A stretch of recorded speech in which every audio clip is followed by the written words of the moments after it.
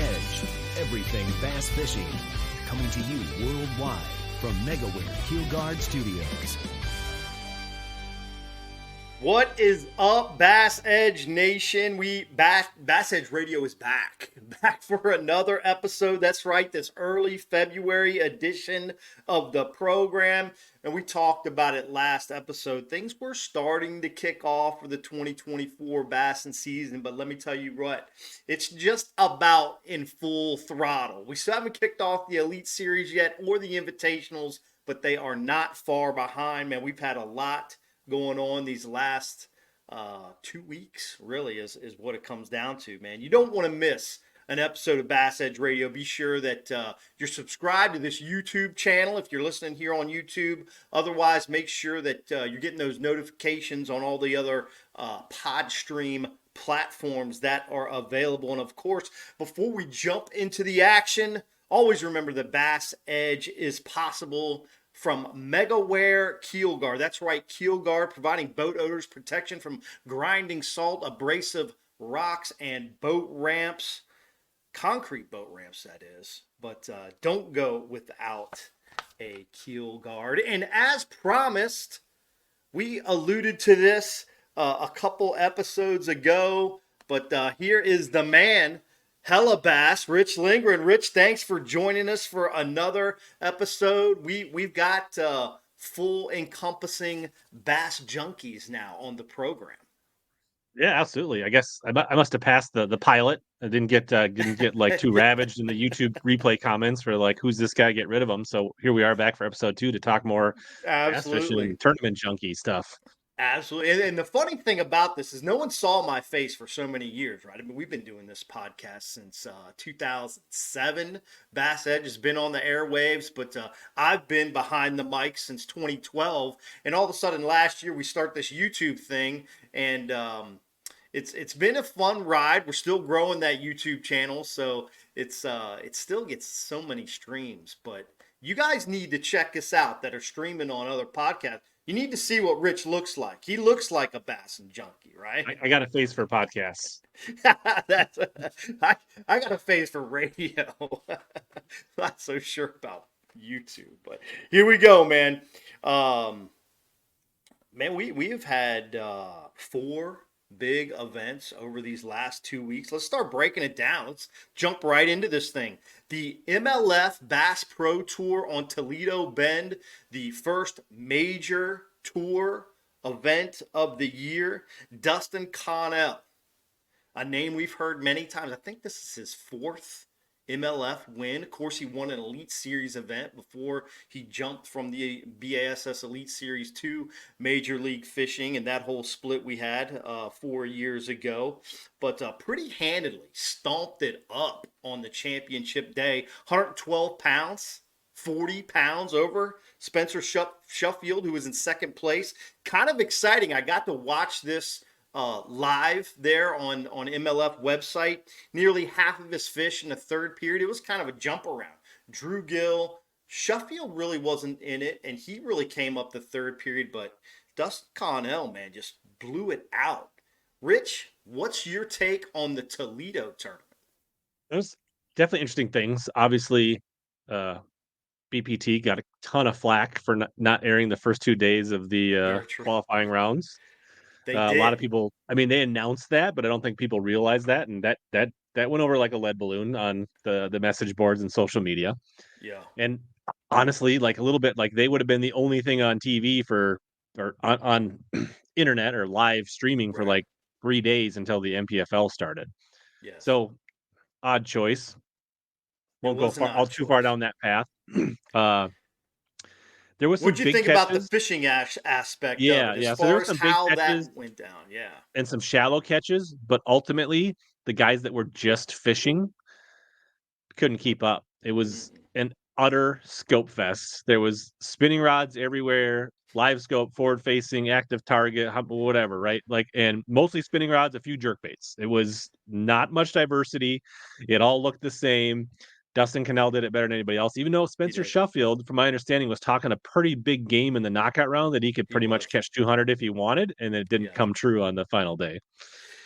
Yeah, he talked about a lot of bait movement really hindered his areas, and Mhm.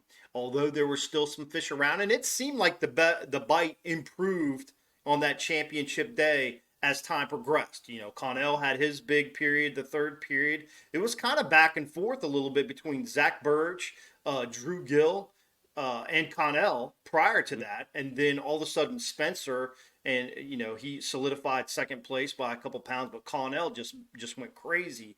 And agreeing with you, Scope Fest, Live Target, however you want to call it, Mega Live. I don't know if it was shown Mega Live much, but definitely the Live Target and the Garmin Live My Scope, understanding is they only have the technology to display the Hummingbird Garmin. and They were showing the Garmin. They Garmin don't have on the technology live to do the too. Lowrance right now, right? I think is what. That's that is correct. That is Yeah. correct. And it was a jighead minnow fest. If you look at the top 10 baits, the only exception, I believe, is Zach Burge through a Jerkbait. jerk bait primarily. Yes, that Mhm. is correct. So, man, I thought overall it was a fun event to watch. I love watching people catch fish. I think MLF probably does a one of the best jobs on recurring fish catching. They just catch a lot of fish. It's always on the scoreboard. I like that. I Mhm. don't like the blowout. The blowout, kind of a bummer.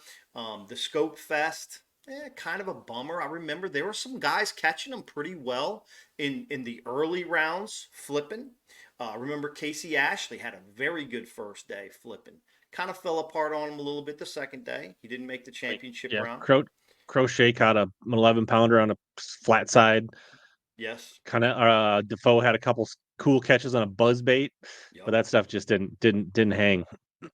And that's the neat thing about the round one and two, and you get to see all these different patterns in play of how someone could go out to Toledo or maybe their local lake and replicate some of these patterns and have a good time.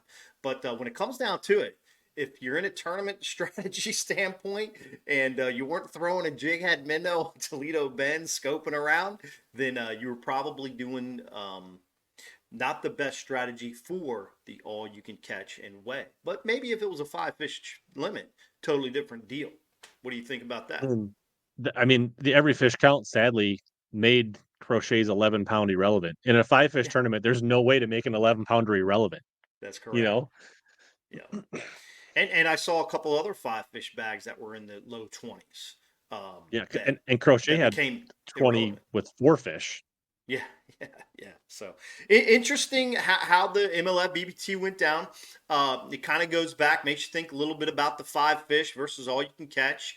Understandably, they made that decision based on their interpretation of viewership analytics, and that's why they went back to all you could catch. But a fun event to watch overall. I think there was a lot to learn for the weekend angler, the regional tournament angler about how to go out catch fish in a pre-spawn, well, I'll even say more winter oriented time and seasonal behavior pattern. Um, Final note from that event, newcomers in the top 10, three of them. Three newcomers in the top 10, Drew Gill, Justin Cooper, and Martin Villa. Um, the new school makes a dent in the first Bass Pro Tour event of the year. So I thought I did like to see that. Yeah, I mean Cooper, he's a Texas guy. Yeah. It's not real surprise there. He's done well in 5 fish events Yes. on the Bend. Uh, I don't know a ton about Martin Villa.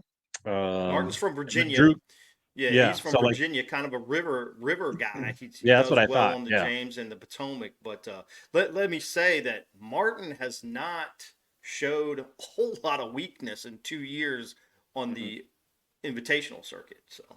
interesting. And then Drew Gill is he's a self-proclaimed. He looks for the scope bite everywhere. I mean, he Yeah, was scoping him on lacrosse for. I right. mean, like that's his deal. So for the scopers and the all you could catchers, if you're playing fantasy fishing, you might want you might want to look at Drew Gill coming. Although their next stop is Santee. Well, should March at Santee? We'll talk about that later in the podcast. But that I should say February at Santee. Um, looking at that, yeah, I don't know, shallow I mean, the fishery thing we're scoping. learning is it plays everywhere. It's just a matter whether it's going to dominate or not. And we're going to get into that, how it plays everywhere, because the Bass Open at Okeechobee, very interesting. But before we get to that event, let's move on to what we would consider another major event that's occurred over the last couple of weeks, the NPFL, National Professional Fishing League at Lake. Will Harkins gets the W. Young angler, I believe he's 22, 23 years old, out of Georgia. This is the second season on the NPFL. Finished second in the Angler of the Year last year with two second place finishes. So breaks out in 2024. And one of those was on a tiebreaker. I think he lost on Eufaula or Was something it? like that. I think so. Wow. So breaks out 2024 with the dub. How about that? Yeah, I mean, obviously he proved that he was a force to be reckoned with. I think he almost won the season finale. He was right in the mix Yes. on that event that I think Patrick Walters ultimately won. Yeah, I mean, Will Harkins, Alabama spotted bass guy. No surprise there. Good to see a young angler prospering. This of Right. all the events we're probably going to talk about, this was the one that was least impacted by forward-facing sonar. They were actually cranking flat sides and square bills and things like that, and throwing some jigs. A lot of bank fishing actually in this tournament. Agreed. We saw David Fritz cash a nice check, which he hadn't had a whole lot of success on the Elite Series over the last several years. So cranking David Fritz hand in hand, he cashes a check. Got to certainly throw out the three Elite Series anglers crack the top 10 in this event: Buddy Gross, Kyle Welcher, Joseph Webster. So immediately some crossover guys making an impact in the NPFL, which, by the way, this was their first 125 man field in their third year of existence. So they are growing from an And then on organizational top of that, standpoint. right, a lot of those names that we talked a month ago or whenever we talked, right, Yeah, the David Williams, the J. Todd Tucker, the Pete Ponds, a lot of those guys cashed nice checks. they They did. did well in this event. Jay So, Todd also in the top 10. Good yep. point there. Former Elite Series angler and MLF Pro Tour. Pete Ponds was 14th. I mentioned David Fritz cashed a nice check. Yeah, I so didn't see where I didn't. I guess I didn't catch where Biffle ended up. Wasn't so, but yeah, I didn't catch that one either. But those guys making an impact, certainly, certainly. absolutely. NPFL, interestingly enough, you had mentioned this kind of in our pre-show talk. Not a whole lot of media out there with this event so far. They had some coverage, obviously, during the event, live weigh-ins, the Luke Duncan piece with the studio with Fat Newton, and but maybe missing a little bit of opportunity there. Yeah, absolutely. I think like I was kind of looking to catch up and kind of double check some of the things, and I couldn't find a lot of video recaps or clips on YouTube or Instagram, which was a little disappointing. They got an article that's nicely done, and the standings are up. And then the fact that Tommy Biffle was actually 23rd. So yeah, 23rd. Another 10, but another, I think it's a 10 grand check going to yeah, another one. So good, but good on yes, him. I think there's room for improvement. I think they have a good product, and it's a shame because obviously we're not going to get into this, but there's a lot of people that don't like to watch scoping, or at least the vocal ones are very Yes, vocal about it on social media and boards and things like that. So I think MPFL is maybe missing out by not being a little more accessible, because they could have probably won some share of audience in this Logan Martin event. agreed, agreed. Let's move on to the next event. From my perspective, although I was fishing an event, we're going to talk about the Juan Bass at Lake Shasta here in a moment. But from my perspective, maybe the most exciting event to watch of the kind of opening couple weeks of the season, and that was the Bassmaster Open on Lake Okeechobee. Scott Martin sets a new 3 day record, 90 plus pounds, 15 bass over 3 days. 90 pounds. That's ridiculous. Probably would have bust the 125.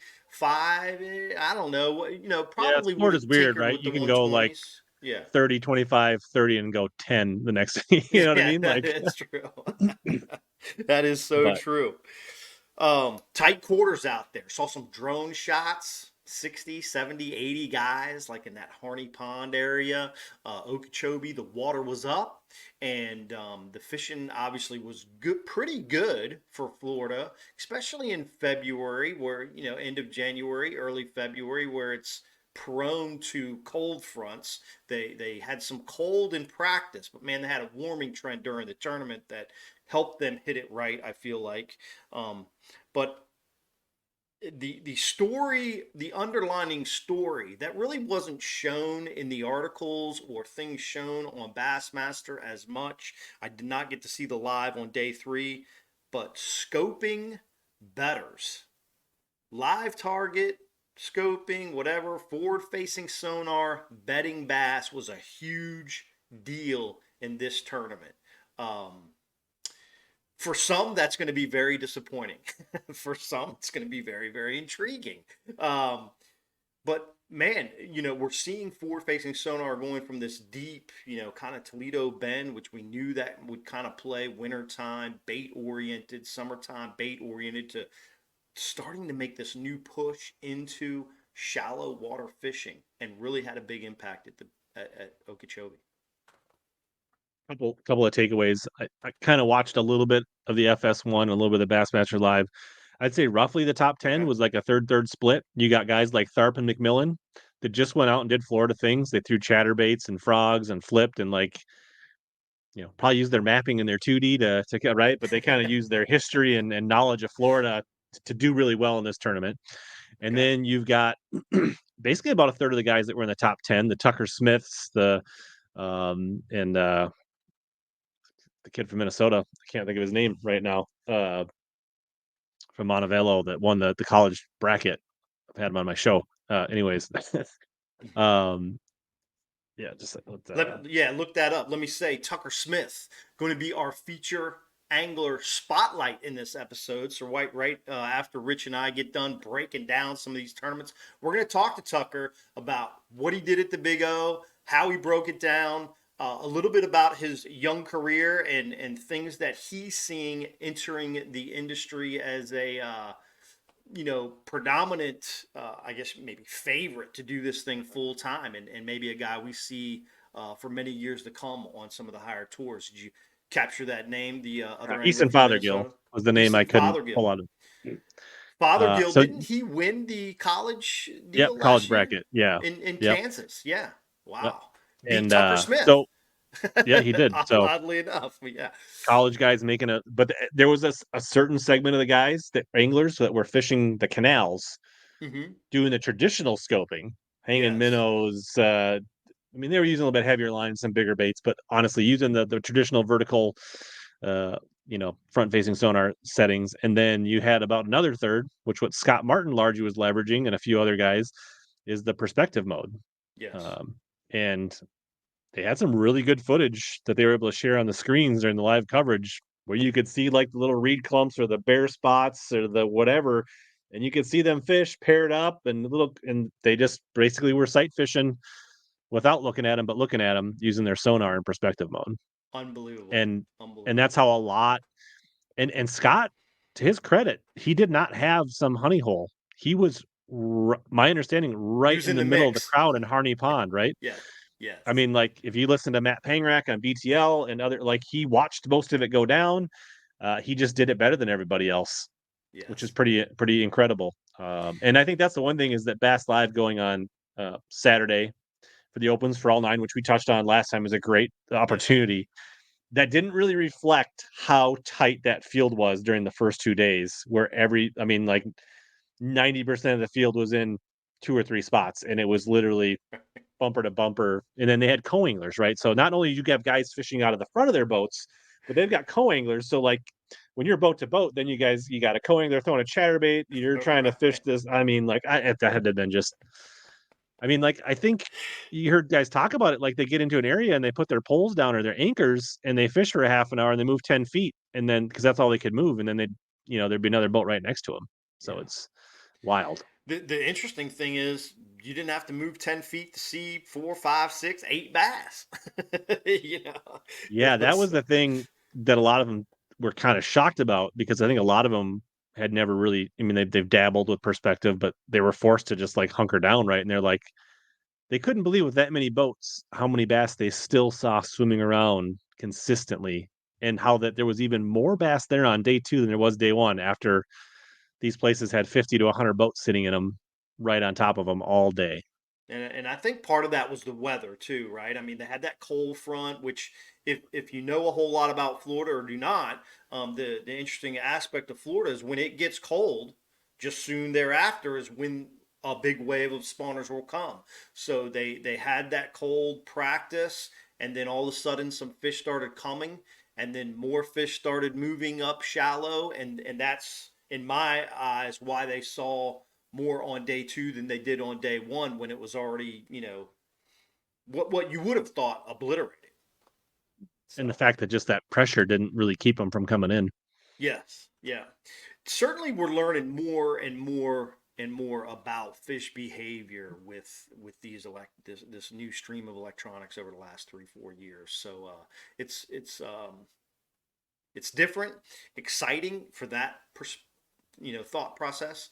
But I know it gets maybe some good, some bad reviews. So we're gonna stay away from that. But all right, so that was the deal on the Bass Open, and Tucker Smith leads the EQ events now after one. Scott Martin punches his ticket to the Classic, gets his opportunity to create that legacy with the Martin name. So I know that he's super excited as well. We're going to try to get Scott on here over the next week or so and kind of break down exactly what we talked about: fishing in the crowd, fishing using your live scope, his knowledge of Florida bass fishing, and how that might be able to parlay into knowledge of your own lake at your house, and when fish start making those moves from pre-spawn to spawn. So we're hoping to grab Scott again and get him on the show here in the next week or so. Here we go. The last event I was actually a part of this event, and it was great to see Bass Fan give some coverage to all of these events. NPFL was lacking some media from some primary bass fishing media partners over the last year and a half. Juan Bass, Western Outdoor News, has a large 5 for the West Coast, a big 5 event circuit that has partnered with BASS, and that there's the Bass Nation Championship qualifiers coming out of the West too. So it was a fun and exciting event over there at Lake Shasta in Northern California. Dude, weather was crazy. I'm going to give you a glimpse of that here in a second, but Nick Wood won the event with 47 pounds. Interestingly enough, obviously Shasta, a spotted bass fishery primarily, same weight that was won at the spotted bass fishery on Lake with Lake Logan Martin with the NPFL, also 47 pounds. So kind of interesting there. But the locals crushed it out there on the Lake Shasta event, the Sacramento River being a big part of that. But let me give you some insight, Rich, to some of the big bass numbers out there. Okay, so they pay a big bass every day of $1,000 and up to 2 other spots of $500 a piece each day for big bass. But here's some numbers: 531, 5.50, 5.54. 6.09, 6.97, 6.81, and a 788. Dude, we're talking about some good spotted bass out there at Lake Shasta. Something I think really hasn't been brought to a national level, but that is that area of the country, Bullard's Bar, Trinity Lake, some of those smaller fisheries out there, that we saw this explosion of big spotted bass and record spotted bass about 3 to 5 years ago. Right. So very, very interesting how that whole thing went down. But it was fun as far as you can get bit a lot out there. Rich, let me show everybody this little clip. I'm just going to show a little.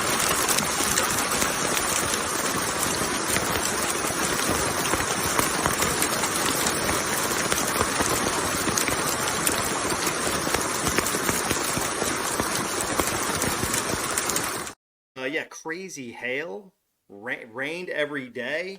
We got out of there just before the mudslides and all that stuff hit Southern California. So it was an interesting derby. But man, you can catch a ton of fish there at Shasta. I don't think I went a day where I didn't catch 20 bass, whether it was practice during the event. So do y'all have many spotted bass up there in Oh, spot. I think in the the range of spotted bass kind of tops out at like southern Iowa. Like Southern for some, Iowa? yeah. Okay. So they got them on the Mississippi in Iowa, or No, they're no? more in like some of the. I think they got planted in some of the reservoirs in southern Iowa, from my understanding. But yeah, the Mississippi River, I'm sure somewhere down there. I mean, like obviously they're in the Ohio, so but for whatever reason, they're not coming up the Mississippi that I'm aware of. Gotcha. I mean, Gotcha. obviously I've been to like the Ozarks and other places in the country and caught spotted bass, but Right. yeah, nothing. Can't target them up here in Minnesota. Gotcha. Gotcha. Well, I think they're a fickle fish. Probably one of the most fickle out of the three between largemouth spots and smallmouth. They can be feisty little fellers. So I think that's where you get these guys. Maybe like a Tucker Smith, and Tucker used to be really close with Aaron Martin. Any of these guys that stick on these spotted bass fisheries, and that's their home lake, they're great with not only power fishing but also finesse fishing. And I feel like that is a tributable to that whole spotted bass game, because it's a little bit different, I feel like, than the smallmouth largemouth game for sure. All right, let's move into our next event. Rich, it's actually going on right now as folks are watching this. We're taping the day as it begins, the day before it begins. That is the invitationals on Rayburn. A quick preview of this. A 1382 13 and 3/4 pound share a lunker caught in practice by Alec Morrison, friend of mine, friend of the show. He's been on Bass Edge. He actually won the Toyota Series last spring winter there at Sam Rayburn. So Oh, that's he blew it out. he did blow it out. So I Historical was gonna say, if that blowout. name sounds familiar, it's because some kid from Vermont or wherever he's from came He's down from New to York. Rayburn and kicked Yeah. everybody's teeth in out of nowhere. Yeah, he's from New York, and he's a Champlain guru. But he loves also forward-facing sonar. I believe that was part of his strategy last year. It'll be interesting to see. We've had some warm weather here in Texas over the last 4 or 5 days after some cold. You know, reports that I'm getting from the water is fish are on the move. I'm not sure someone's I think in the top 10, you might see some deep, you might see some shallow. It's going to be interesting if the scope plays for the deep better than the fish moving toward the shallow. Like, can you target less fish out deep, but because you're scoping them and see them a little bit better, out duel the shallow water grass guys in this event? What's your take there? Yeah, that's what I don't know the answer. Like, Right, and right, right. okay, let me ask you a question. What is the grass situation on Rayburn versus Toledo Bend? Grass situation on Rayburn is much more prolific than Toledo Bend. Okay. That'll Absolutely. definitely Now, help the non-scopers for sure. yes. Um, so, but it'll be interesting to see because you kind of mentioned it. It really seemed like Toledo Bend was predominantly in a winter pattern, Yeah. and so will this 5+ day warming trend start to get them into a pre-spawn mode instead of a winter, which then would make this event a lot more wide open and potentially a lot more interesting for those that aren't fans of what we talked about earlier. Yes, Yeah, yes. so I guess if you're fancy fishing MLF, you might want to hedge your bet a little bit, but you probably should still have some scopers on your squad. I'm guessing it's going to play. It's just a Right, matter right, of dominate, or is it going to be more of like a 50-50 type deal? right, right. I didn't really plan to bring this up, but we got a couple extra minutes. Um, you know, as I, bass junkies in general, we watch everything. We like to talk about it. We like to watch it. We digest it, you might say. But man, I saw the Bilge podcast with the MLF polygrapher. Uh, wow, wow, kind of an eye-opening deal there. We've talked a lot about some successes that MLF has had over the last several years, some struggles, and every tour does. Mhm. But I think that was the most interesting, um, breakdown of rumors that we've heard through MLF about, um, you know, fuzzy things Sure. going on over there. Yeah, and I got to listen to a little bit of it, and they were just starting to get into it. I'm probably not far enough into it. I really only got to the part where he was talking about like, what does it really mean? The +2, -2, +3, like what's a pass, what's a fail, what's inconclusive. So Right. I didn't get it's on my watch later Your tab to on do. YouTube. I just did. There's so much content and so little. I mean, sometimes life gets in the way of uh, digesting bass fishing information. Right. Well, if we can spit it out a little bit more, maybe we can just keep digesting it and spitting it back out for everybody because it's That's fun to one thing that break it kind of down. surprised me is like, how did all three of those tournaments end up on the same weekend? Couldn't somebody have went the weekend before? Like, Yeah. what a major advantage for, like, let's say the NPFL if they could have bumped their opener up 1 week and went live before Bass Open and BPT. I don't. It just seems like between the three of them, that was a miss to all be trying to start on the same weekend. Right. Right. Yeah, I've heard that NPFL really tries to obviously keep their stuff off the Elite Series, and they're trying to attract more anglers in that respect. It's easier to attract, in my opinion, Elite Series angler because they're just on the water a little bit less than the MLF guys because of the lengths of the events and Right. all those things that are going on. So it just kind of works for their schedule a little bit better. But yeah, it's fun to watch. Like you said, there's a lot to digest. We appreciate everybody being here on Bass Edge, digesting it all with us. And don't forget to check out Rich's YouTube channel, Hella Bass, and his social media. Always great information there. And man, we got lots of events coming up. We're gonna have to have another episode here at the end of the month, breaking down several more events. Obviously, this Rayburn Invitational that is going on now. Don't miss that. We got the Toyota Series coming up at Gunnersville, Ouachita coming up with the Opens, and Santee Cooper coming up with the Bass Pro Tour, and then back to Rayburn. God, that place gets pounded for the MLF Toyota Series. So there's going to be a lot to take out. Rich, before we jump off with you and kind of get to our next segment, you got any final thoughts for the listeners moving into what will be mid February in the north? You guys still cabin fever up there, I assume, because I actually saw. Let me say this: I loved your video with the new Sixth Sense swim bait and the Hangover. and the idea of how's it going to react in the water, but yet couldn't get it in the water. Yeah. We might have record ice out though here. It's been crazy. We had such a late ice up here. We literally there was people in boats on Lake Minnetonka on Christmas Day, which is Wow. unheard of. Okay. And it's been above freezing for like almost over a week straight in February. We've had several 40, 50-degree days this week. Ponds are almost opening. I mean, like I could potentially have my boat out Wow. late February, early March, the way the weather's going, which there are some years it doesn't ice out until April, middle of May. April. Wow. I don't know. It's wild times up here. Man, it's wild It must times be all the everywhere. front facing sonar melting the ice that just can't even freeze the lakes. It's ruining everything when you think about it.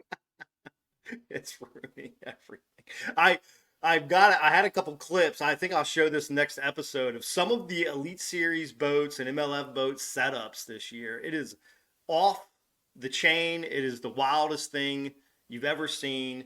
I'll give you a little hint that there's at least four active target or scoping mechanisms on probably half of the Elite Series boats this year. Four on each boat. It's unbelievable. They're going transom, uh, scope Pulls and by the yeah, throttles, like it's yeah. unbelievable. In my opinion, this will be the final year of no regulation. That's my personal opinion. This will be the final year of no electronics regulation. I think we will see it happen in 2025. I'm not saying they're going to ban anything, but I think you're going to see like some NASCAR type restrictor plates. Five total transducers, 60 inches of screen, whatever, 6 unit. I mean, there's got to be something, right? I think 2025 will be the year for that, because 2024 is nutso in the electronics. It's a nutso in the electronics world. All right, man. We're gonna take a quick break before we get into our feature angler spotlight with Tucker Smith. Rich, thanks again for being back on Bass Edge Radio. Enjoy breaking down the events with you. Y'all stay tuned. We'll bring Rich back again for I don't know about the next episode, but certainly next. We'll be back in a moment with more Bass Edge Radio. You know the importance of protecting your investments, so choose the protection the pros pick. Grinding sand, abrasive rocks, and concrete ramps are no match for our patented technology. The Megaware Keel Guard is made tough and made to stick. Install it yourself in less than an hour, providing the most dependable, most trusted protection for your boat, guaranteed for life. Insist on the original keel guard the pros have picked for 25 years. Megaware Keel Guard. Since 1971, Basscat Boats has innovated, persistently thinking outside the box, never abandoning their roots or the commitment to quality through their process. Clearly visible in the new Puma STS, their design and development continues to evolve, improving performance, enhancing the angler's experience, and broadening the appeal of the sport they have dedicated their lives to. Basscat Boats. Feel the... All right, here we go. Welcome back. As promised, here he is, Tucker Smith on the show, man. Great to sit down with this man for the feature angler spotlight.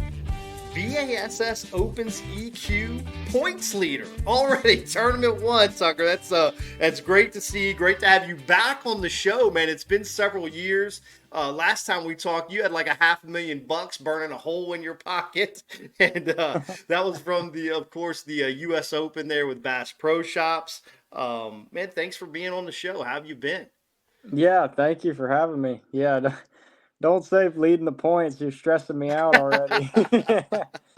No, but I've been good. I've been fishing a bunch and, taking it step by step, tournament by tournament. Hopefully this year's good for me. We'll see. Absolutely, man. Well, don't stress out. You're in the spot you want to be from the beginning all the way through the end. I know there's probably a ton of anglers. You think about the investment. Obviously, you know what the investment is of 9 tournaments in the Bassmaster EQs, and some guys that are pretty successful anglers had a rough start, and you can't have many of those in that system. So it's always good to get off on the right foot. Certainly, you did that, and I appreciate it. Yeah, let's break that down, man. You finished second place, right? And yes, sir. You, at Lake Okeechobee, springtime. The cool thing with the Opens this year, you've got the off limits period, a limited practice, which I know a lot of anglers like to see that to really kind of even the field for guys that live in different places around the country. Of course, you're from Alabama, and have you fished Okeechobee a whole bunch before in the past? And secondarily, how did you go into your practice period to break down the lake? Yeah, so no, I've never been to Okeechobee ever. I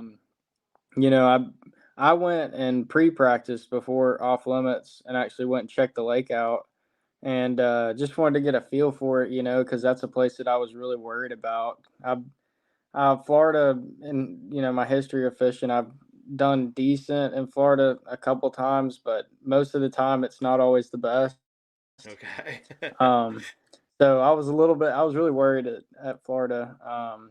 But it ended up being a really good event. I went into it thinking, I just want to make a check. I just want to catch some fish and get a check and move to the next one. But ended up going and pre-practicing, fishing, looking around, just kind of looked at the lake, honestly, to see like how it sets up, seeing what the water looked like, looking at the different vegetation, because it's an ocean out there, like huge lake. I've never seen something like that. I mean, you go out there in the middle, you can't see either sides of the banks. I mean, it's out in the middle of nowhere, and then there's tons of grass, but it fish is small. What I saw after getting out there, but yeah, man, I just really wanted to get around some fish, but I wanted to get away from the crowd. I didn't want to fish bumper boats all day and flip a Cinco and do what everybody does. I wanted to go try to do what I'm comfortable with and try to get away from the crowd. So that's what I ended up trying to do, and that's what I found. So is that stuff that you specifically looked for in that pre-practice period that then you were able to capitalize on during the tournament practice to dial it in and then ultimately, have a second place finish out there? No, actually, I never went to that place in pre-practice, so I didn't even know until actual practice of the tournament that I was going to go there.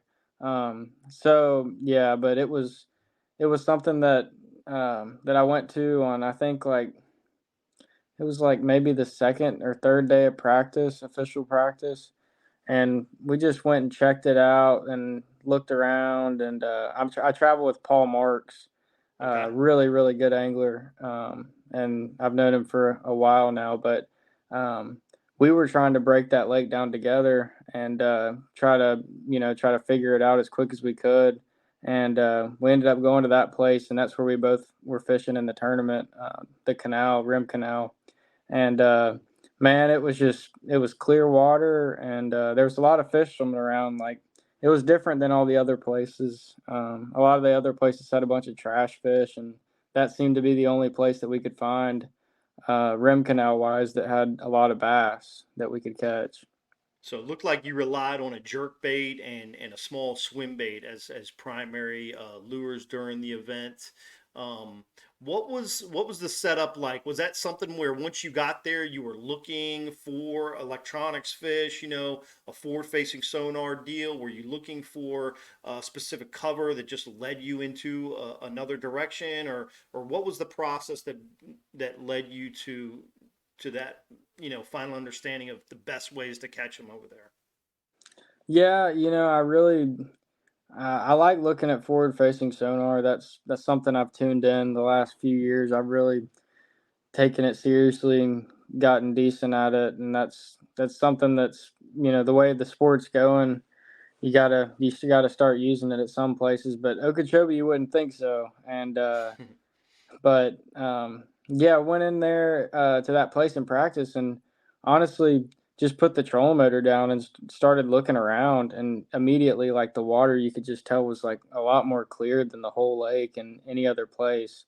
So that was a good sign. And then after that, started looking around with forward facing sonar. That's what I do a lot, just kind of putting the trolling motor down, looking around, seeing what the forage looks like in the water, like seeing if there's a good bit of bait, seeing if there's fish swimming around, active fish, looking at the bottom, seeing how deep it is and everything. But so I was just kind of looking around, and then ended up seeing some fish right when we put the boat in the water, and cast it Boom, over there. And hello. yeah, cast it over there and caught a couple instantly. Um, but nothing big. And then was able to catch a few 5 pounders that day and the next couple days, and really just left it alone. Like, I think I might have gone in there, like, I think 2 days of practice. I kind of just left it alone because I didn't want anybody to see that I was fishing in there. I don't know. I didn't want anybody to see that place or see Sure. what we were doing, because I mean, I was fishing out there in the middle, and there's only a certain stretch that they were biting in. But yeah, it was crazy. We just came back in the tournament and wasn't expecting much. It seemed like those fish were pre-spawn and post-spawn.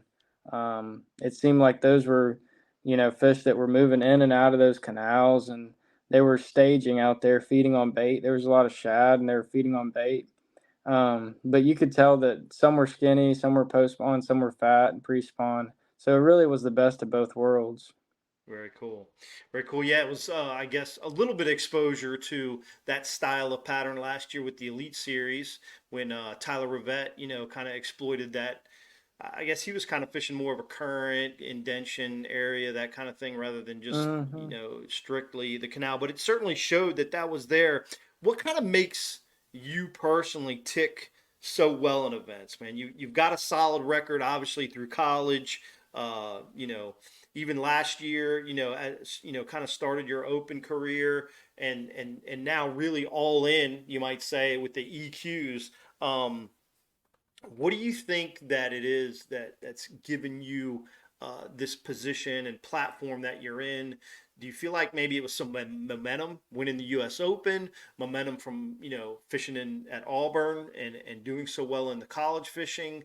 Was it more youthful, like high school experience? What do you feel like it's kind of gotten you to this point today, where in my mind you're a guy that people are looking at like, okay, this kid can catch him, and he's got some momentum, and of course, if they didn't see it now or prior to the first EQ event, they see it now. You're leading the points. What's making Tucker Smith tick to where he's having the opportunity to have the success that he's currently enjoying? Man, that's a tough question. I really I don't know. Honestly, first I'd like to thank the good Lord. I mean, if I wouldn't, I wouldn't be able to do it without him. And Sure. I've been blessed. I've been blessed with a good family that supports my fishing.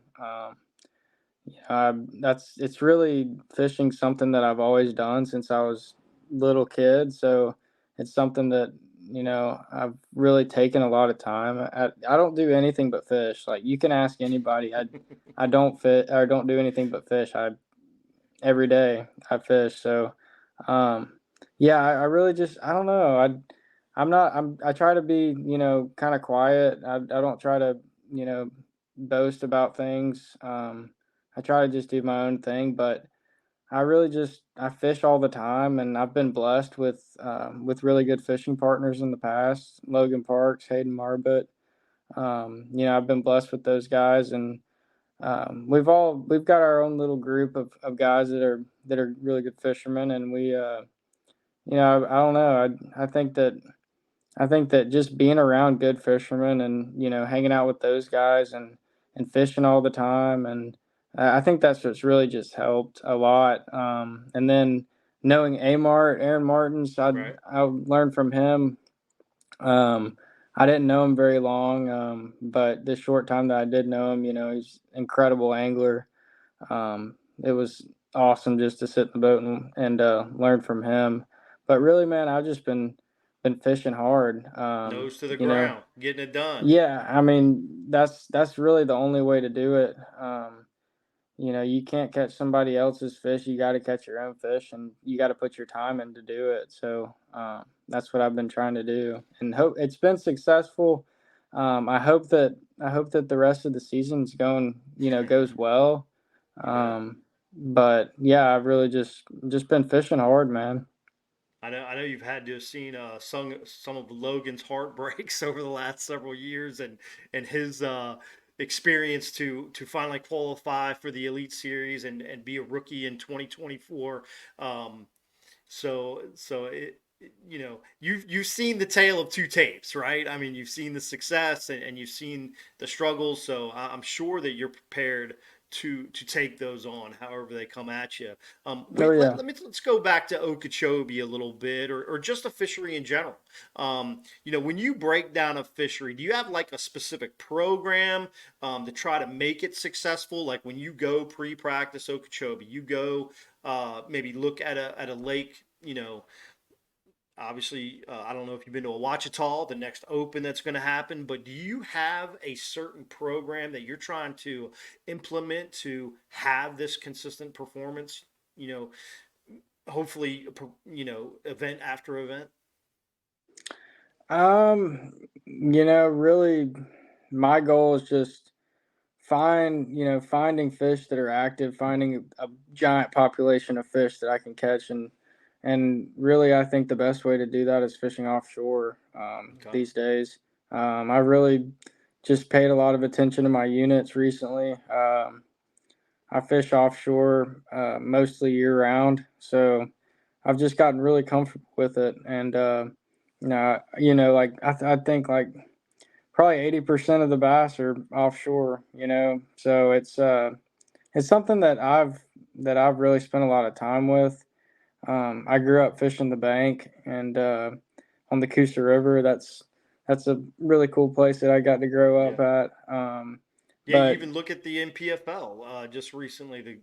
Um, I'm sorry, I forgot his name. I spoke about him earlier in the show, but the kid from Georgia, Will Harkins, he won the NPFL over there at Logan Martin fishing yeah, shallow. I know there was a ton of top 10, guys fishing little flat sided crankbaits and not even using forward facing sonar quite as much. But then you yep, go to Okeechobee, get a couple guys doing really well in some canals and some forward facing sonar, deeper water situations on a shallow water impoundment. But then you got Scott Martin winning the tournament on forward facing sonar fishing bed and bass. So it's all over the yeah, place. It's crazy, yeah, right?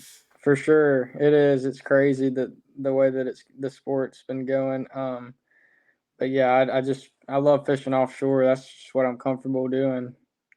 I like it. I like it. There's so many people early in bass fishing 20, 30, 40 years ago. I think it used to be early in the day that everybody was on the bank. And then you started getting, some of the Clun and the Fritz and some of these other guys that really started exploring and finding these bigger offshore schools. Do you think that you target that just because initially you were finding more bass there and you could catch more and have more fun? Or did you feel like, that was like a legit tournament strategy that needed to be in place with new technology? Obviously you're a young angler, but technology isn't so young in your career. You've been able to follow it over the last 4 years pretty significantly. I'd say both. I'd say both for sure. It's definitely fun catching fish offshore. I think it is. I think it's because you can get fish fired up and catch a ton. But um, yeah, and then definitely the way that everything's going with tournaments and the technology. It's definitely important to pay attention to the way that technology's going and keep up with it. That's something that I've tried to do. Heck, I can't even really work a computer, but I can work a live scope unit. So I just try to keep up with the fishing technology. That's fantastic, man. All right. I know that you are currently just coming off the Bass Nation Championship there at Eufaula. Do you feel that several anglers that are aspiring to be pros aren't taking advantage of all the potential avenues? I see a lot of you young anglers fishing everything that's out there, any way to get to the classic, anyway. There's some anglers that are fishing the Toyotas plus the invitationals on the MLF side, trying to get the BBT.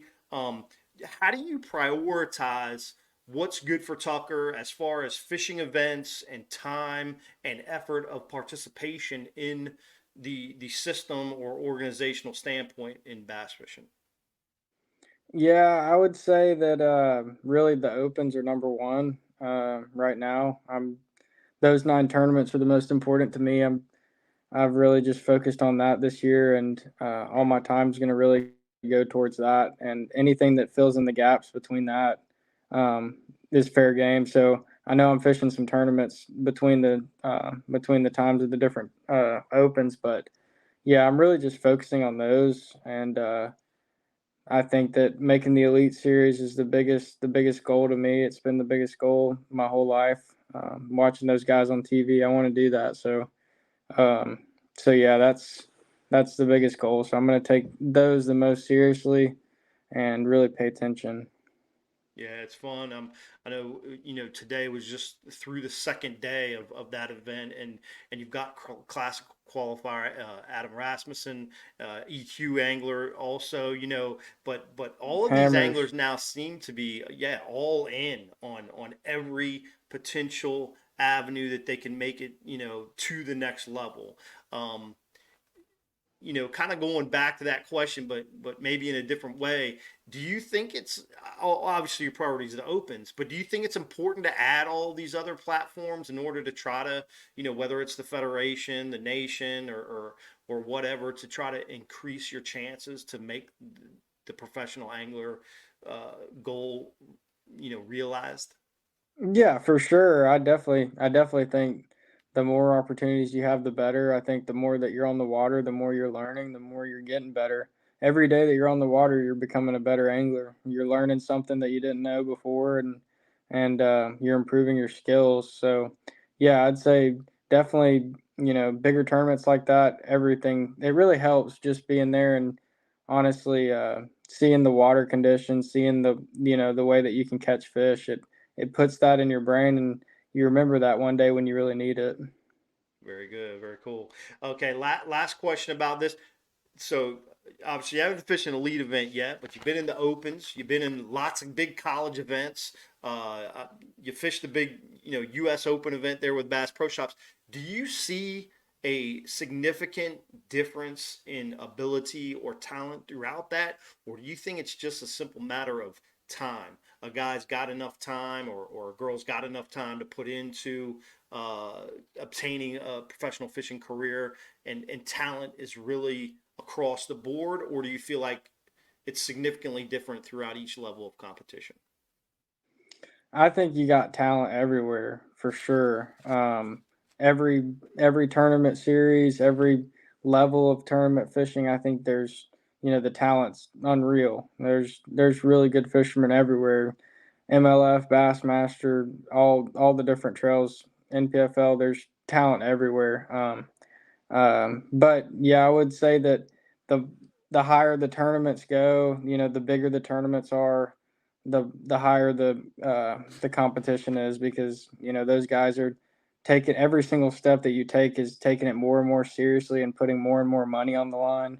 So those guys that are spending a lot of money on those bigger tournaments, Right. they're really taking it seriously. So yeah, dude, you're not just gonna throw 50 grand out the window just to throw it out the window. So That's awesome, man. All right, man. We're gonna take a quick break, but first we got to give a special thanks to Bass Cat Boats being a part of Bass Edge Radio. And man, I'm excited for the second half of the interview. We're gonna be back with more with Tucker Smith right here on this episode of Bass Edge Radio. Come on, man, let's roll.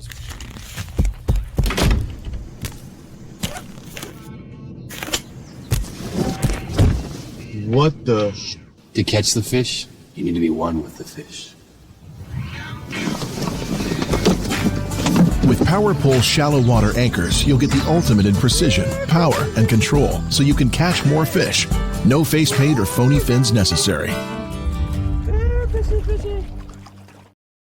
Excessive shock and vibration are two leading causes for premature battery failure. Prolong the life of your batteries with the new Megaware Battery Guard. The Battery Guard sits under your battery and absorbs excessive vibration and bounce, reducing G-shock by up to 80%. Great for boats or anywhere shock and vibration can damage a battery. The Battery Guard can easily be trimmed to fit virtually any custom shape or battery size. Save money by protecting your batteries. Spend more time on the water and less on maintenance. Find yours at Megaware.com. All right, we're back for the second half of our feature angler spotlight with BASS EQ angler Tucker Smith in the house. Tucker, man, thanks again for spending the time talking about spending time. yes, sir. Let's talk about spending more time on the water, something that you mentioned in the first half of the interview, and most anglers do, how important that is to your success and your growth as an angler. But speaking specifically about what's going on this time of year, here we are nearing mid-February, transition of seasonal behavior patterns of bass, right? From winter to spring.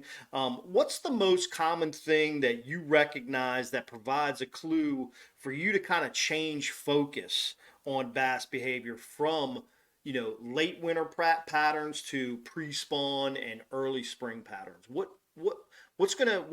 clues are you gonna see that's gonna get you to change and maybe break you from fishing offshore? Even though I know you said that 80% of the time you like to be out there, but maybe you sneak in toward the bank in the pre-spawn period, and if so, what's gonna lead you that way? That's a good question. It really depends on the lake that you're at, honestly. It depends, Tennessee River, you got all these different lakes up north, and there's all kinds of different bodies of water, and the fish kind of act differently on every single one. But like I was saying with the offshore fishing, I really pay attention to the electronics. That's the biggest thing that I do. And I really look at side scan a lot, side scan and down scan. And the biggest thing for me is I try to find groups of fish, groups of active fish. And generally, you're going to be able to find those on side scan and down scan. And so, right now it seems like those fish are starting to go closer to the bank. They're starting to go towards the creeks, So maybe and you'll they're you'll going to. so what you're saying, are you going to stay out deep until you see those schools that you love to target start to break up? Yeah, yes, sir. I really just honestly fish around and see where the majority of the fish is that day. It seems like just like, a flick of a switch and everything could be completely changed. Especially these lakes around here like you follow, you've got one day where you don't see anything on a place and then you come back the next day and there's 100 there. So yeah, so you really just have to stay on your toes. I don't ever try to set myself like on one like, hey, they're moving here. We're just gonna fish here. We're gonna fish on this section of the lake. I always try to keep my options open. I fish all kinds of different scenarios in a day and just see what's working the best. Like right now it seems like those fish are moving back in those creeks, but I might still fish some stuff on the main lake just to see if there's still some stragglers behind that are big. So you never really know. But I just try to find the majority population and see where they're at, and then I usually try to replicate that. Nice. From a transitional plan of how you'll progress from the bass moving from the deep to shallow water, is that just a bait orientation thing where you're just gonna, okay, you're focusing on this deep water deal, or you're looking back and forth from shallow to deep? You got what, left side deep rods and the right side shallow rods, and if that's the plan, what makes you decide to go one place or another? Is it you said day to day you could find 100 here. Is it just random luck, like you just decided to go out deep this day and shallow that day, or how does that decision process click for you? Or Honestly, you really really, just trying a little bit here and there every day? Maybe that's the way it is. yeah. I mean, it just like it really just depends on the lake, honestly. Okay. But I'm really What trying to type of fish. lakes would you say would do one versus the other? Like obviously, a Ouachita, right? Kind of a deeper mountain lake, and things might progress a little bit slowly. Whereas, I think your home lake's Logan, right? Logan Martin, It is, yes, and sir. then maybe things might progress a little bit faster on a impoundment like Logan Martin. How do you kind of tweak that? Obviously, style of lake versus what Tucker's going to do on a specific day. Yeah, like it really depends. At Logan Martin, honestly, at that lake, they raise the water every spring. So really, whenever that water comes up, that's when I start fishing shallower and shallower. So for that place, whenever they pull that water back up, the shallow fishing gets really good. Gotcha. And then that's when I try to go to the bank. If the water's low, I usually stay offshore. And like out here at Eufaula, the water was high, but there were still people catching them offshore, but there was also some people catching them shallow because that water came up. Um, but really, I always try to find a way to catch them offshore, because if you Gotcha. can find a way to catch them offshore, you're gonna be around the majority population. You're gonna be around bigger fish, just because you're gonna have an area where those fish are coming and going, and they're gonna have to stop there. They don't really have a choice when you're fishing shallow. You've got one place when you're Yeah. or one scenario. Basically, you got those fish coming up there to do their thing. If you're fishing off the bank, you got two scenarios. You got them coming in and coming out. So it's really just the best of both worlds, and that's what I try to do. I try to find a group of fish, and I usually just try to find an area of the lake that's got more fish than the others. Usually there's an area of the lake that's popping off, and usually there you can find that area, and then you can break down different patterns in that area of the lake. That's what I do a lot is find the area that they're really biting in, that seems like it has the majority of the fish. Mm-hmm. And then I usually try to find different patterns in that area of the lake, and plan A, plan B, plan C, plan D, because if you got to run those different plans, then you've got backups. Right, right. Man, you really broke that down really well, I think, for the listeners to understand the focus of your thought process of wanting to stay deep versus shallow, and how you determine that. I thought that was great. How do you determine, how do you figure out which area of the lake's popping off? Are you splitting it up like the traditional fundamental way, three sections of the lake? You got kind of the upriver, mid lake, and down lake, and then are you looking at all three scenarios throughout practice, or how do you break down locating the area of the lake, as you mentioned, that's popping off on a specific week? It really depends on how big the lake is. If it's a really big lake, then I might spend more time like around the bigger section of the lake and try Mm-hmm. to break that side down. But what I do usually do is take it like that and do sections and see which part of the lake is fishing the best, and then after that, decide from there which part of the lake to spend most of your practice on. But yeah, I would say that's basically what I do. Very cool. All right, let's hit up some baits, man.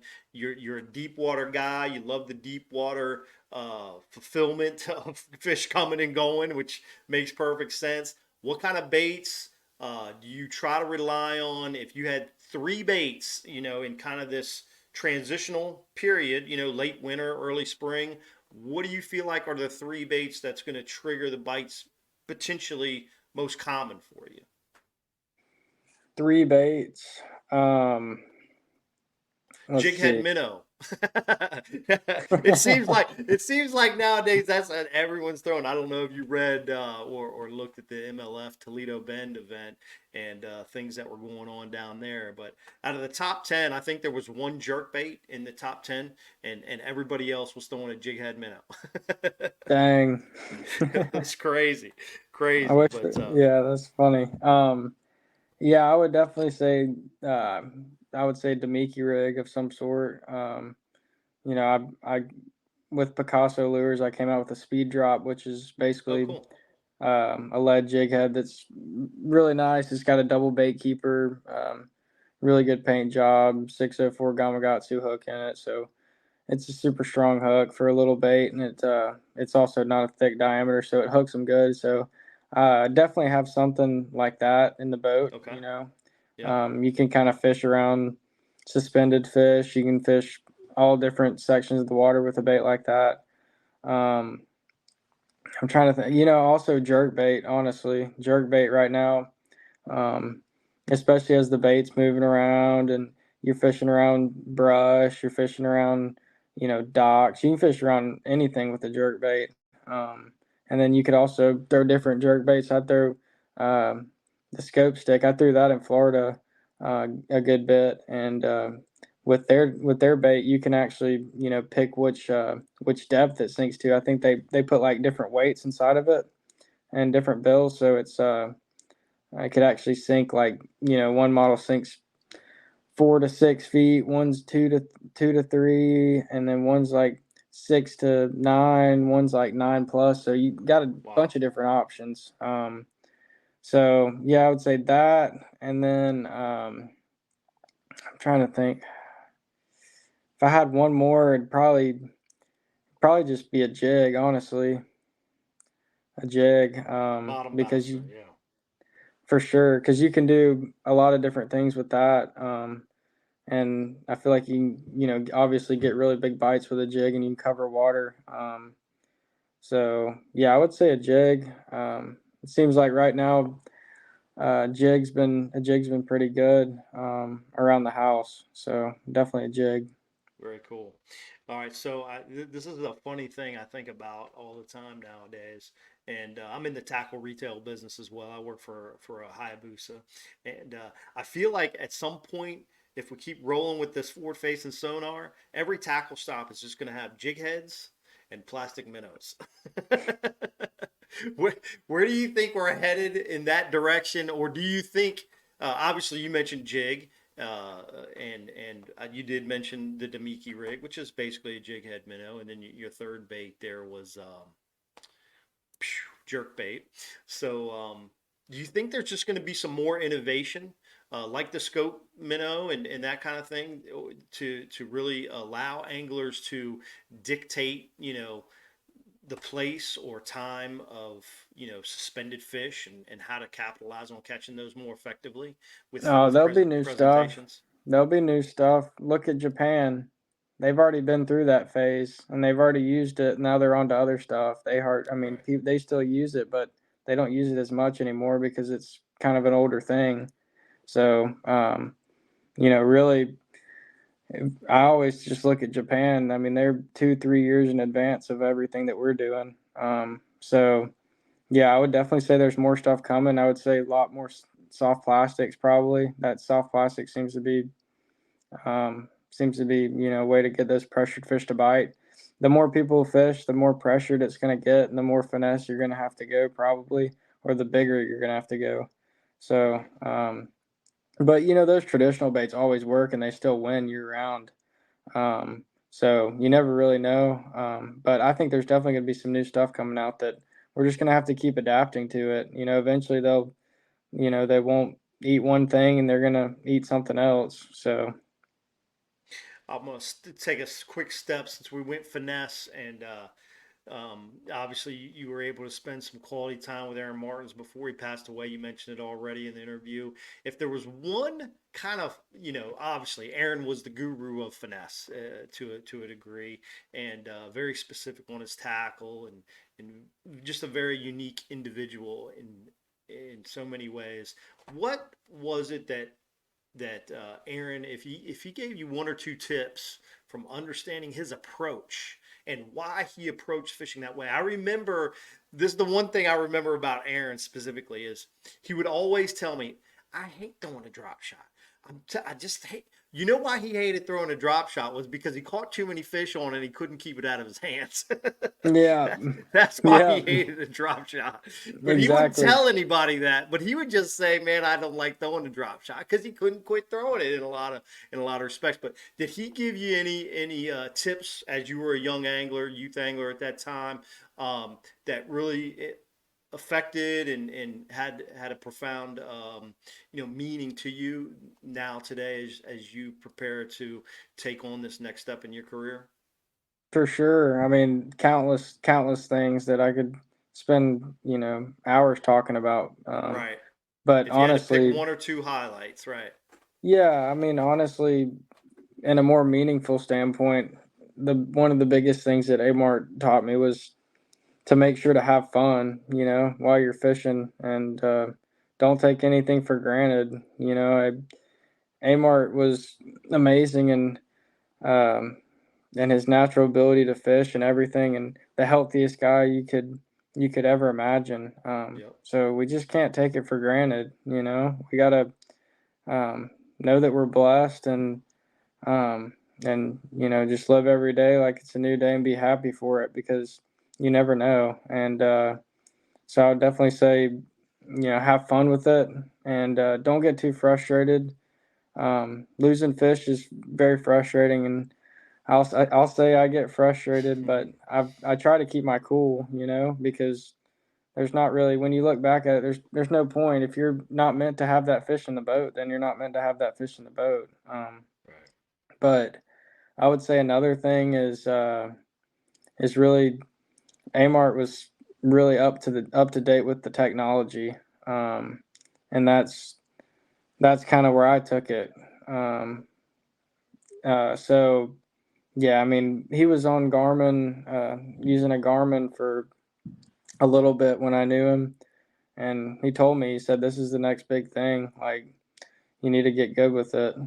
And I spent the next 3 years dialing it in, and I've caught some fish on it. So it's really, he said, stay with the technology and keep learning.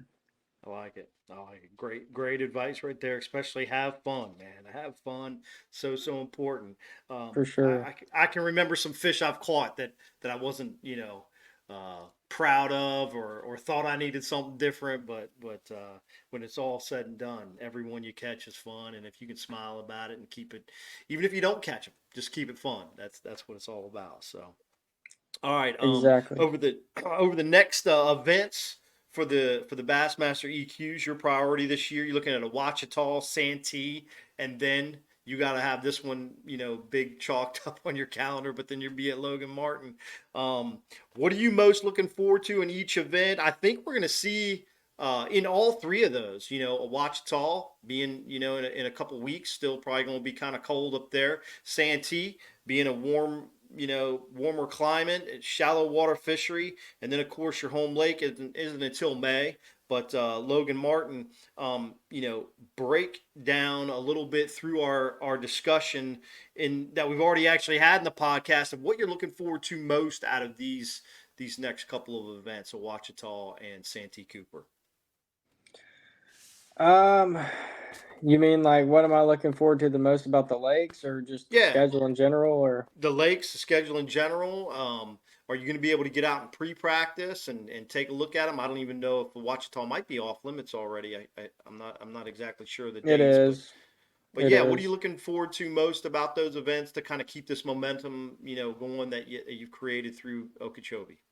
I'm honestly just excited to go fish new places. I feel like I do the best when I've never been to a place before and I can just go with an open mind and figure it out. Just like Okeechobee, I'd never been there before, and I really just figured out the way that those fish were biting that week for me, and was able to catch them. But I really just like going to new places, traveling around. I've never been to Santee Cooper, and I've never been to Ouachita. Wow, I've been to Logan Martin though, so I'll be able to sleep in my own bed at that one. Which that one's going to be tough with all those boats out there, because it's not a huge lake. But I mean, I'm super excited for the season and looking forward to all the lakes, honestly, because especially smallmouth, Leech Lake, and St. Clair, that's going to be a blast. There should be catching those things to watch for sure. It'll be interesting to see how Leech kind of reacts to the big field and how people spread out up there as well. It's a huge fishery, and there's so many ways to go, shallow, deep, whatever. And that time of year is going to be a kind of a transitional, I feel like, time of year to be up there. So it'll be fun to watch. Man, well, Tucker, I appreciate you coming back with us on Bass Edge Radio. It's been such a long time. If you have any final thoughts for the listeners, want to throw that out to you at this point, and just kind of any closing remarks you got for Bass Edge Radio. Yeah, thank you for having me. I would say, honestly, to all the young fishermen out there that are wanting to take it to the next step and fish and do it for a living, is really go to college, fish in college, and learn a lot from that. Traveling around the country through that is stuff that I'm really excited and happy that I did, because being able to go to those different lakes and learn so much, that's really important. Spending a lot of time on the water is really key. I'm not saying I have everything figured out, but I just like to fish all the time. And if you want to do it, fish all the time. So, yep. Awesome, man. Well, that's great advice. I thank you, man, again for joining us for another episode of Bass Edge Radio. Tucker, we're going to be watching how the remainder of the EQ season presents itself. Maybe we'll have you on again. Hopefully, mid-season we can revisit where you've been and how things are going. Everybody else, stay tuned. We're going to be back with some closing thoughts right here in just a moment with more Bass Edge Radio. The newest addition to the Basscat STS family is here. Introducing the Caracal STS, showcasing aggressive styling paired with enhanced performance and a continued dedication to raising the bar. Measuring in at 20 feet 2 inches with an ultra-wide 96-inch beam and rated for a 250 to 300 horsepower engine, the Caracal STS boasts agility and speed and is finished with premium features to satisfy any angler. Basscat Boats. Feel the rush.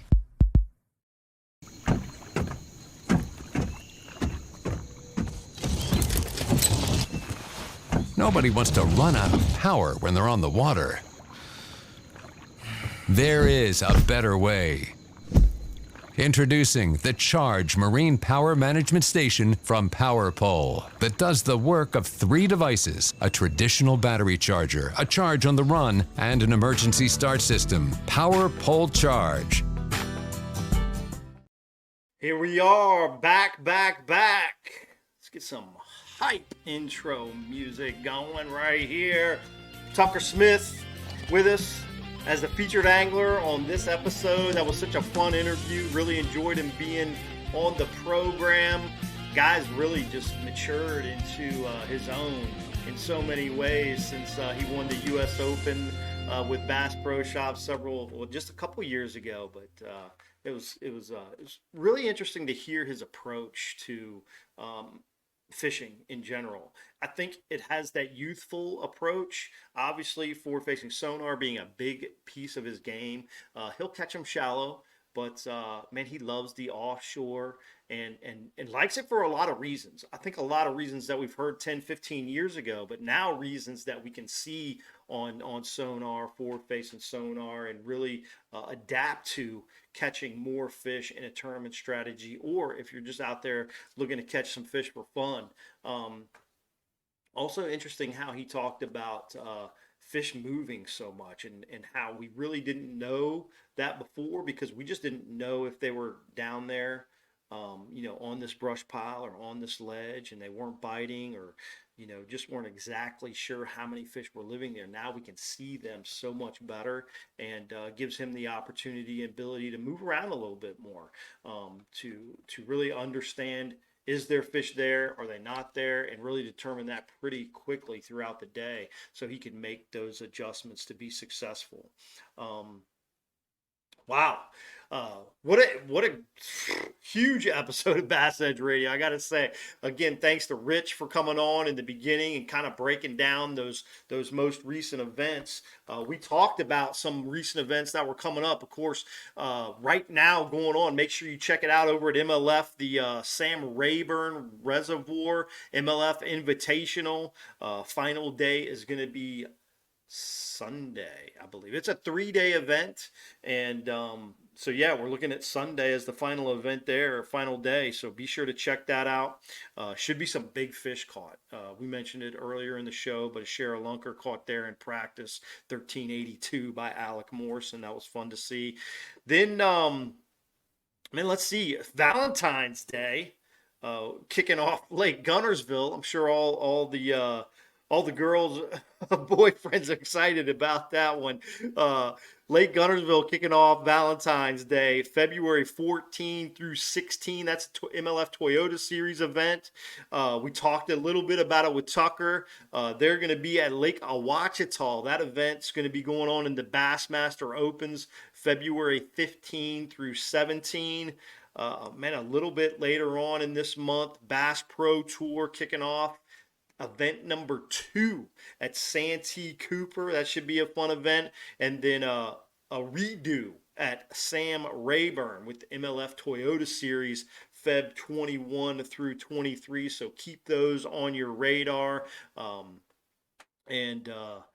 Bass Nation Championship is going to be decided tomorrow. That'll be completed by the time this podcast goes, but be sure you check that out. Tucker talked a little bit about how fish were in transition there. A lot of fish starting to move to the back of some pockets. We've had a warm spring, it feels like, over just like the last week or so. The whole country's kind of warmed up. How is that going to affect springtime behavior, bassing all over the place? We'll find out here in the next couple of weeks. We're going to report about it, talk about it right here on Bass Edge Radio. Man, we're going to keep hopefully dialing you in on ways to approach bassing, to catch more bass, as well as continue talking about the latest happenings out there on the tournament trail with Bass Edge Radio. That's going to do it for us. Make sure you be back with us for our late February edition. As I mentioned earlier, maybe check back for a special episode. We're going to try to get a feature angler on here in the next week or so, but certainly after those upcoming events conclude that I already mentioned, we'll have lots more to talk about those events. And finally, another feature angler spotlight coming on later in the month. We'll talk to another winner or at least high placing angler in some of these events we've discussed. Thanks again, Tucker Smith, for sharing your bass and education this episode. Hit that subscribe button.